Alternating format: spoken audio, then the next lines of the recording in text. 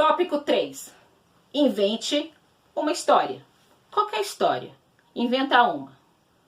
Eu tô esperando aqui você inventar. Tô esperando pacientemente. Pá. Tá legal, você não vai inventar uma, eu vou inventar a minha.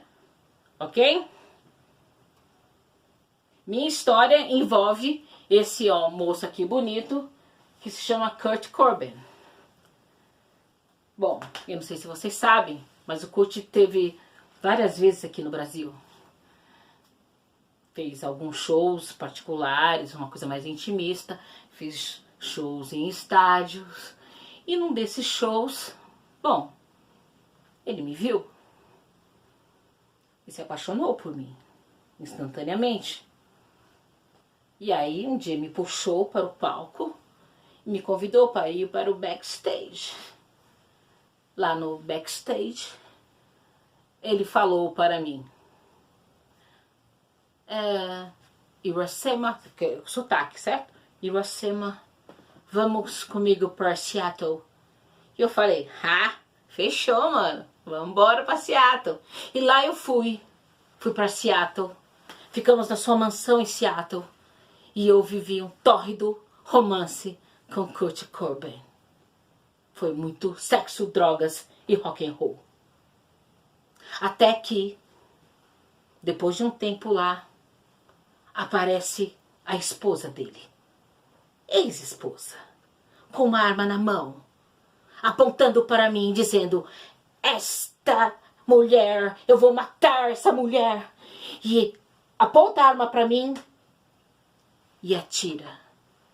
Nisso Kurt pula na minha frente e recebe a bala na cabeça e cai morto. A ex-esposa joga a arma perto dele e vai embora. E eu, paralisada com aquela cena, fico olhando aquilo. Homem branco morto no chão, mulher negra latina. Homem branco morto no chão, mulher negra latina. E não tive dúvidas. Eu fugi. Fugi o máximo que eu pude. Todo mundo pega coiote para entrar nos Estados Unidos. Eu peguei um coiote para sair dos Estados Unidos. Viajei muito. Atravessei a fronteira do Texas. De Seattle para o Texas, né? Foi uma viagem longa. De lá peguei um avião e voltei para o Brasil. E quando chego aqui, eu vejo estampado nas capas dos jornais que ele tinha se matado. Mas eu sei que isso é mentira. Porque eu estava lá. Eu vi. Não foi suicídio. Ok. Essa foi minha história. E o que falta para minha história ser verdade? Eu contei uma história para você. Plausível? Até pode ser. Eu fui nos shows dele no Brasil. Qual é? O que está faltando para minha história ser real? Faltam provas. Cadê as fotos da mansão? Cadê o na piscina em Seattle? Onde está a passagem de avião que me levou até lá? Se eu não tenho como provar nada disso, isso não deve ter acontecido. Dá para entender? Em história, você precisa trabalhar com provas e não com achismo. Eu acho que é assim. Eu acho que é assado. Você não acha nada. Você tem que provar. A gente tem que ter um elemento de provas para que a sua história seja minimamente verdadeira. Dá para entender isso? Essas provas, esses documentos em história, são chamados de fontes históricas. O historiador e vocês, terão que trabalhar com fontes históricas. Até aí, beleza? Mas o que são fontes históricas? É exatamente o que está escrito ali. Tudo que o homem produziu pode ser encarado como uma fonte histórica. Porque cada coisa que ele produziu, cada lugar que ele mexeu, serve para a compreensão do passado. Então, uma fonte histórica é tudo que o homem produziu, pode ser usado como uma fonte histórica. Vamos pegar esse exemplo. Quando você interpreta uma fonte, seja ela qual for, você está olhando o seu olho do seu presente, olhando para o passado. E você tem sempre que lembrar isso. Toda vez que você analisa uma fonte, é o seu olhar do presente olhando para o passado. Então você tem que pensar nessa relação de presente e passado na hora de interpretar uma fonte. E é por isso que nós temos aqui essa imagem. Essa imagem é um quadro de um pintor barroco chamado Rafael. E ele pintou uma imagem recorrente na pintura mundial, que são as três graças. Tá? Essas são as três graças, são três musas. E o menininho está olhando para essas três musas com seus olhos de 2020, sentado na sala de aula, tendo que aguentar a professora. Ele está olhando para essa imagem e pensando: credo, como elas são gordas. Na concepção dele, isso não é uma imagem do belo. E por que não é uma imagem do belo? Porque o belo, para o menino de 2020, não é esse o padrão. Não é esse padrão de beleza que ele está acostumado. Portanto, ele olha para essa representação e vê três mulheres gordas cheias de celulite dançando pelada no meio da floresta. Elas são esquisitas. Dá para entender isso? Mas esse quadro, quando ele foi pintado em 1600 e alguma coisa, essas mulheres deveriam ser bonitas. Elas deveriam fazer parte do padrão estabelecido para aquele período. Então, você tem que fazer essa relação entre o seu presente e o passado para tentar interpretar aquela fonte. Beleza? Entenderam até aí? Existem vários modos de classificar uma fonte histórica. Então aqui eu coloquei os mais conhecidos, tá? Material, imaterial, escrita, não escrita, iconográfica, oral, primária, secundária. Existem várias, mas acho que vocês já viram isso na quinta série, eu não vou me aprofundar nisso. E por que eu não vou me aprofundar nisso? Porque eu acho que da parte de análise de fonte histórica, essa parte é mais boba. A gente tem coisas mais importantes para analisar uma fonte, e as coisas mais importantes não são essas, tá? Então eu reduzi isso, para a gente não se alongar nesse assunto, eu reduzi isso a duas especificações, que é a escrita e a não escrita. Beleza? Então vamos ver fontes escritas. Livro é uma fonte escrita, aquela coisa que vocês não leem. Jornal, aquilo que está em desaparecimento, né? Nem para colocar o cocô do cachorro a gente encontra jornal. Documento de identificação, aqui no acaso identidade, o seu Madruga tá ali. Certidão de óbito, que é uma fonte maravilhosa de informações. Revistas, de um modo geral. Pergaminhos. E as fontes estão escritas, que são todas as outras. Olha que fácil. Então escrita é o que tem escrita. O que não tem escrita é não escrita. Olha que simples. Qualquer gênio saberia isso. Então vamos lá. Roupas e acessórios. Esculturas. Arquitetura. Fósseis. Oralidade. Música tem dois parâmetros, tá? Se é a partitura, ela é escrita. Se for o som, é não escrito. Filmes, pinturas rupestres, quadros, e esse aqui vocês conhecem bem, porque acho que todo mundo foi obrigado a desenhar isso em algum momento da infância, né? Tarsila do Amaral. Fotografia. Mapas. Mas o mapa não é híbrido? Tem bastante coisa escrita em alguns mapas, mas a parte visual ganha. Objetos, seja eles qual forem. e aqui nesse limbo de classificação, tá? O que que ela é? Ela é material, imaterial, porque ela tá ali e não tá ali. Então, por enquanto, a gente deixa a internet aqui no limbo, beleza? Ok. Em história, tudo pode ser analisado como uma fonte histórica. Tudo pode ser usado para analisar o passado. Então, ali eu coloquei 2 exemplos, né? Que você pode estar vendo aí no seu Prezi em casa. Mas, o que é você analisar uma fonte histórica? É fazer perguntas. Ok? E é por isso que agora nós vamos fazer algumas perguntas para essa fonte histórica. Ok? Pode parecer bobagem, mas é isso que a gente vai fazer agora. Nós vamos analisar essa fonte histórica. Vamos imaginar que você não soubesse o que é isso. Qual a primeira pergunta que você faria? Pensou? Sim, a primeira pergunta é: o que é isso? E qual resposta você daria? É que isso aqui é? Já errou. Não é isso não. Isso aqui é um objeto cilíndrico com estreitamento na parte de cima, onde nós encontramos um orifício. É isso que é isso daqui, ok? Que nós vulgarmente chamamos de garrafa. Até aí, beleza? Muito bem. Segunda pergunta: para que serve? Para isso que você respondeu também está errado.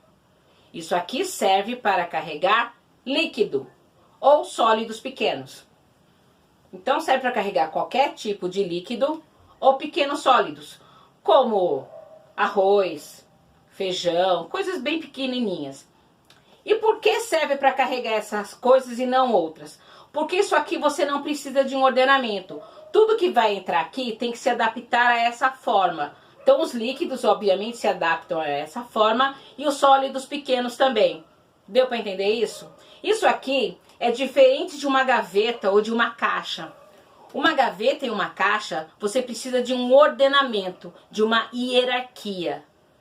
Então numa caixa, vou pegar a gaveta que é mais fácil. Pegue a gaveta como um exemplo. Sua mãe passa a roupa e aí ela vai guardar a roupa dentro da gaveta. E o que ela faz? Ela pega aquela roupa que você usa pouco, ela coloca no fundo e embaixo. E a roupa que você mais usa, ela coloca na frente e na parte de cima. Ela criou uma hierarquia, porque ela sabe que na hora de retirar aquilo, é assim que você vai raciocinar. A gente sabe que você não faz isso. Você vai lá na gaveta e pega a roupa de qualquer jeito e deixa a gaveta toda bagunçada. E aí você é uma semana de reclamação depois que ela passou a roupa. Beleza? Mas exige um ordenamento. Uma caixa é a mesma coisa. Quando você guarda qualquer coisa dentro de uma caixa, você pensa na retirada daquilo. Então você vai pegar aquilo que você menos vai usar daquela caixa e vai tacar no fundo. E aquelas coisas que você algum dia vai poder usar primeiro, você deixa em cima. Deu para entender isso? A garrafinha não precisa disso, porque ela não tem uma hierarquia e ela não tem um ordenamento. Deu para entender até aí? Muito bem. Mas vamos pensar. Aqui. Voltando. Para que usualmente é usada esta garrafinha? Usualmente nós usamos esse tipo de garrafa para carregar água. Até aí, beleza? A pergunta 2. Por que você precisa de uma garrafa para carregar água? Por que os homens no passado faziam coisas parecidas com garrafa ou pegavam coisas da natureza parecidas com garrafas para carregar a água? Então você tem, as pessoas faziam garrafas de couro de animal, faziam, tem um nome, acho que é odre o nome, pegavam cabaça, que é uma coisa da natureza, e usavam a cabaça para carregar água. Então por que você precisa carregar água? A resposta para essa pergunta, na verdade, é bem simples. Porque você está longe da fonte primária de água. Então, se você está longe da fonte primária de água, você precisa ter alguma forma de carregá-la. Se é para uso individual, nada melhor do que uma garrafinha, seja do que ela seja feita. Até aí, beleza? Aí você pensaria, cara, professor, que coisa mais idiota. A garrafinha de água, porque eu quero beber água, então eu levo a garrafinha de água. Não, cara, raciocina. Se na sua sala de aula você tivesse uma torneira ou um filtro, que seria um sonho, mas se você tivesse um filtro ou uma torneira dentro da sua sala de água, você nunca carregaria uma garrafinha. Você levaria para a escola uma caneca. Dá para entender isso? Raciocinou em relação a isso? Beleza. Qual é a outra pergunta que a gente pode fazer? De que material é feito? Essa, por exemplo, é feita de plástico. Plástico que teve seu uso intensificado a partir do meio do século XX. É aí que o plástico ganhou o grande boom, né, da sua transformação num material usado para várias coisas, incluindo a garrafinha de água.